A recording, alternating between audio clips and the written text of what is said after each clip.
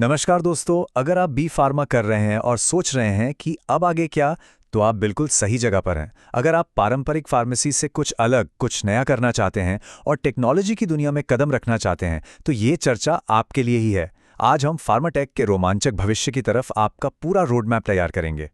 तो चलिए सीधे मुद्दे पर आते हैं।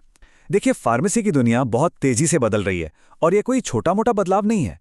कल तक एक फार्मासिस्ट का काम क्या था? सिर्फ दवाएं देना। लेकिन अब आज का और आने वाले कल का फार्मासिस्ट एक डेटा और टेक्नोलॉजी स्ट्रैटेजिस्ट है।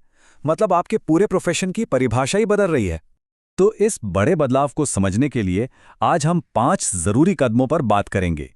फार्मेसी का भविष्य कैसा होगा, आपकी हाईटेक स्पेशलाइजेशन क्या हो सकती है, कौन सी नई नौकरियां आ रही हैं, इन तक पहुंचने के लिए आपको कौन से स्किल्स चाहिए और दुनिया में कौन सी जगह हैं इनोवेशन के सबसे बड़े केंद्र हैं।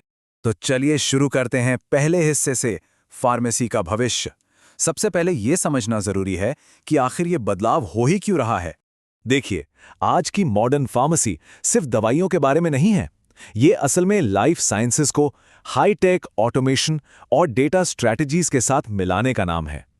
तो जब आप विदेश में मास्टर्स करने जाएंगे, तो वहां फोकस सिर्फ पारंपरिक फार्माकोलॉजी पर नहीं होगा, बल्कि इस बात पर होगा कि बायोलॉजी और डेटा ये दोनों मिलकर कैसे काम करते हैं। अब आते हैं सबसे रोमांचक हिस्से पर, आपकी हाई-टेक स्पेशलाइजेशन।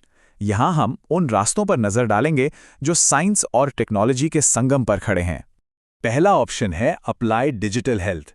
जरा सोचिए, आपकी स्मार्ट वॉच आपकी हेल्थ को लगातार मॉनिटर कर रही है और वो डेटा सीधे आपके डॉक्टर को भेज रही है, ताकि बीमारी होने से पहले ही उसका पता चल जाए।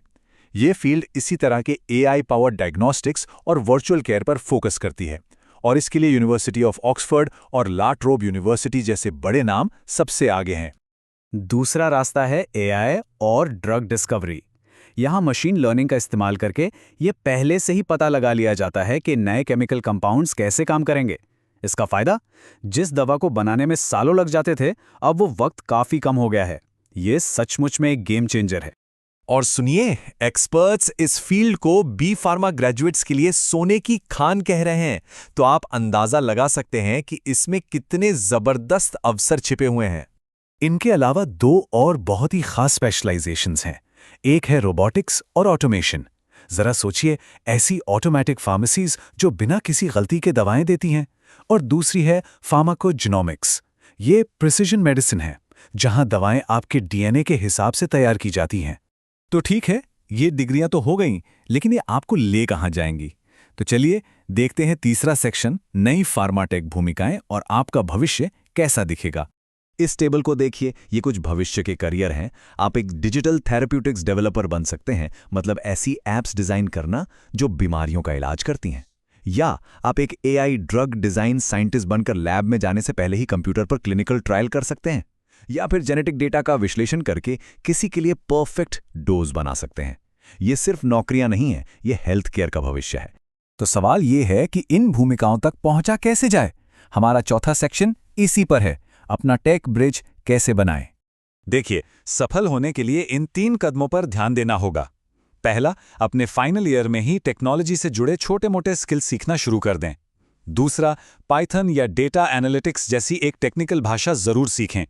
और तीसरा, जो सबसे ज्यादा जरूरी है, वो ये कि आप बायोलॉजी और डेटा दोनों की भाषा बोलना सीखें। एक बात याद रखिएगा, 2026 में विदेश की यूनिवर्सिटीज उन स्टूडेंट्स को प्राथमिकता देंगी जो बायोलॉजी और डेटा दोनों में माहिर हैं। यही वो स्किल है जो आपको दूसरों से अलग खड़ा करेगा। और अब आते हैं आखिरी सेक्शन पर, इनोवेशन के ग्लोबल हब्स।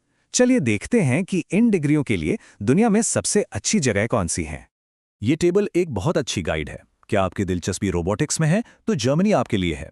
एआई और बायोटेक, तो अमेरिका से बेहतर कुछ नहीं। हार्डवेयर और मेडिकल रोबोटिक्स के लिए जापान और सिंगापुर को देखिए।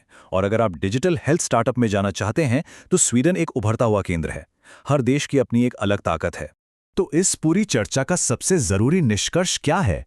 यही कि फार्मेसी का भविष्य इंटरडिसिप्लिनरी है।